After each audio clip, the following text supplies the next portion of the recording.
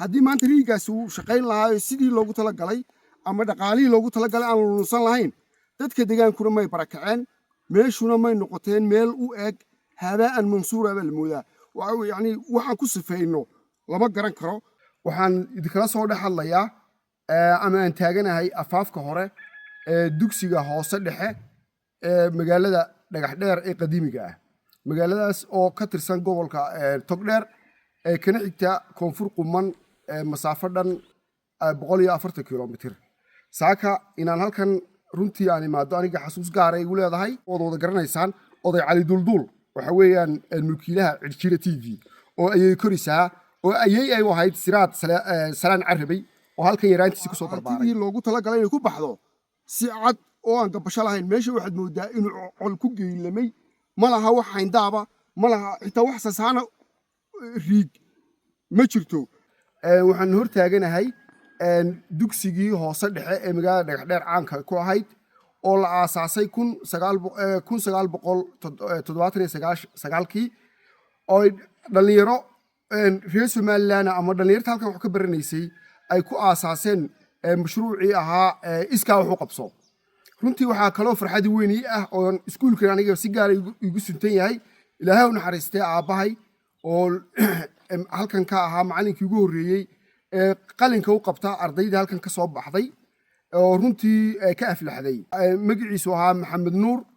dadka qaar nuur sida aniga baad igu taqaanaan laguna naanaysi jiray ama magaaladan ama ardaydan ama dadka deegaankana naanays ahaan ay ugu bixiyeen maxamed case ayuu yaqaanaa ardaydu runtii arday badan baa ka soo aflaxday ardaydaas wadadii aan kulli ehelnahay qaraabana aan wadanahay gudaha iyo dibadba waan isku aragnaa aad iyo aad bay igu tixgeliyaan ama igu sharfaan inuu aabahay macalinkoodii u horreeyay ee qalinka u qabta ahaa ilaa dugsigoodii ilaa iyo 82kii halkan macallin buu ka ahaa runtii ardaydaas oo aan in yaroo kooban aan soo ururiyey waxaa ka mid ahaa wada garanaysaan oday cali duldul waxa weeyaan mulkiilaha cirjira TV oo ayay korisaa oo ayay wahayd siraad salaan carabay oo halkan yaraantiisa ku soo barbaaray waxaa dugsiga xilligaasi kabiir ka ahaa cabdi xirsi oo la wada garanayo ama reer dhagaxdheer wada garanayso sidoo kale ardayda waxaa ka mid ahaa xasan cabdilaahi cawad siciid salaamaan mire ilmo xasan dheere ilmo ibraahim xadhigle ilmo cali xaaji nuur ilmo xirsi xaaji xasan ilmo maxamed jaamac ilmo muuse maqiiqane ilmo aadan jadho ilmo aadan subaykir ilmo cabdilaahi cariish ilmo humbul ilmo cali baaruud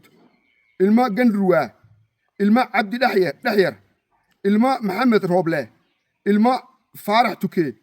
ilmo xaaji raage ilmo shooki ilmo bawkax ilmo maxamed diiriye gurey ilmo maxamed axmed doodi dhagaxdheer iyo kormeerkeedii runtii waxaanu magaalada marka aanu soo galnay xalay baanu soo galnay aanu hooyanay waa laga hayaamay waxaa ka jirta abaar aad iyo aad u baahsan qof bini aadana iyo qof xoola ah aaggaas laguma arkayo dadkana waxay salka ku hayaan ay u barakaceen maadaama xilli abaarana lagu jiro iyo roob yari ay jirtay dayrtii haddana waxaa intaa u dheer biyo la'aan magaalada runtii biyo la'aantaasoo aan ka xusi karno saaka waxaanu ku weysaysano iyo wax musqusha lagu galo waanu ka weynay magaalada dhanba hadday baraaga noqoto iyo hadday noqoto xorfadihii iyo ceelashii iyo balliyadii sidoo kale imika waxaan dul taagannahay riigii la musuq maasuqay maanta waxaas oo dhan iyo dhibaataha ummaddaa dhan ee halkaa ku dhaqan xoolihi dad iyo dunyaba waxaa sabab u ah in riigii boqolaalka kun ee dollar lagu lunsaday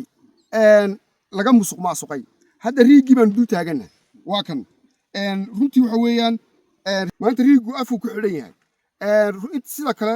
qodaalkiisa iyo biyihii in laga helay oo dadka deegaanka way noo xaqiijiyeen oo waa sax laakiinse markay halkaa marayso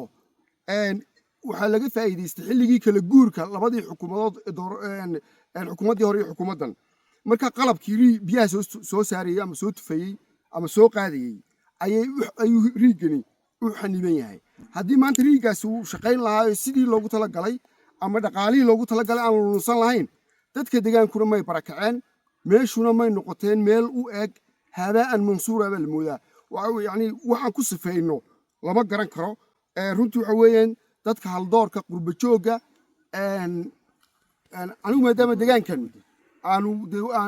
aniguba ka soo jeedo runtii waxa weeyaan mar haddii aan ka soo hadlay taariikhdii iskuulka oo aabbahay ku suntanaa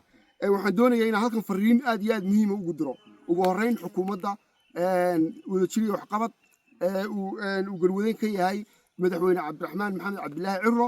inay dadkan u soo gurmadaan oo riiga laga musuqmaasuqay horta loo dhammaystiro sidoo kale aqoonyaankii haldoorka qurba joogga qolqol joogga deegaankan ka soo jeeda waxa weeyaan laba midba way la gudboon tahay inay daba galaan oo ay dib xukuumaddii ilaan xukuumaddu waxay ku wareejisay tii hore waxay qalday toddoba baa saxdaa inay daba galaan siday u dhammaystiri lahayn riigan iyo weliba dadkii hanti lunsaday ee ummaddan wixii loogu talagalay ee maanta khasaaraha intaa la-eg dad iyo dunyaba u geystay ay daba galaan oo la soo taago hay-adaha garsoorka ee hanti dhowr la geliyo ama garsoorkaba la hor keeno runtii wax loo adkaysan karaya maaha waxaa intaasoo hooyooyin intaasoo dad tibcaana oo abaarihii ay saameeyeen xoolahoodii intaa masaafooyin ka fog in badan ka fog oo hawdka saraca ilaa Itoobiya ay gudaha u galeen dadka sababay waxa weeye ciidii mas'uulka ka ahayd riigan